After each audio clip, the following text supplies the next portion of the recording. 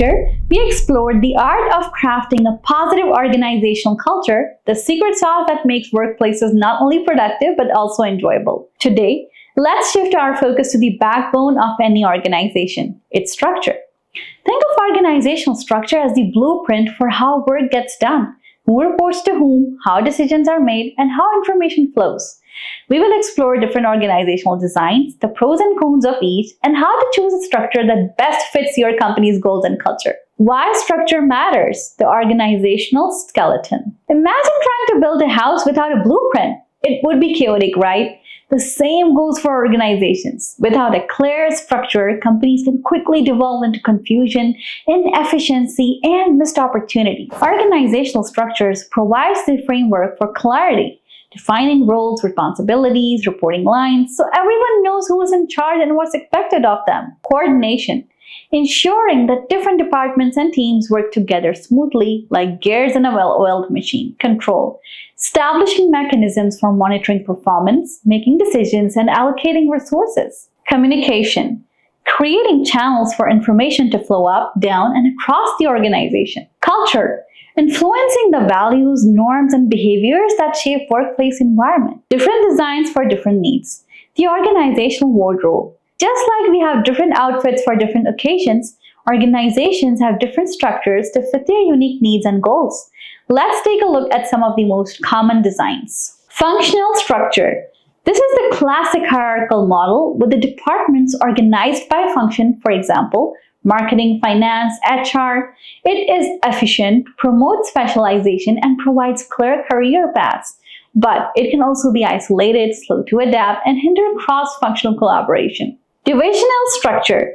This model organizes the company into divisions based on product, geography, or customer segment.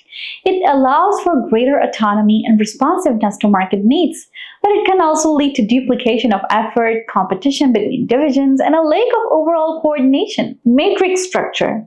This hybrid model combines functional and divisional structures with employees reporting to both a functional manager and a project manager.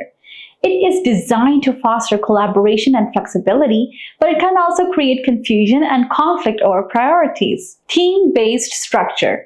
In this model, the organization is built around self-managing teams that are responsible for specific tasks or projects. It empowers employees, promotes innovation, and can lead to higher job satisfaction. But it can also be challenging to implement and may require a shift in leadership style. Network structure. This highly flexible model involves outsourcing many functions to external partners, creating a network of relationships rather than a traditional hierarchy.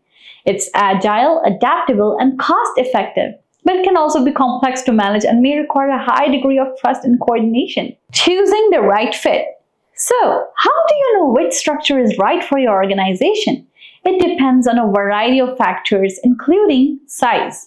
Small companies may do well with a simple functional structure, while larger companies may need a more complex division or matrix structure. Industry. Some industries, like manufacturing, may require a more hierarchical structure, while others, like technology, may benefit from a more flexible team-based approach. Strategy. If your strategy is to grow rapidly, you might need a more decentralized structure that empowers employees to make decisions quickly. Culture. Your organizational culture plays a big role in determining which structure will be most effective.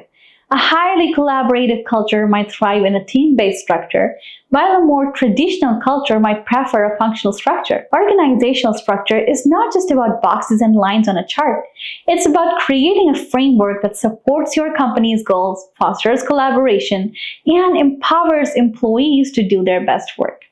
By understanding the different types of organizational structures and the factors that influence their effectiveness, you can design a structure that sets your company up for success. Remember, there is no perfect structure. What works for one company may not work for another. The key is to be flexible, adaptable, and willing to experiment to find a structure that best fits your unique needs and goals.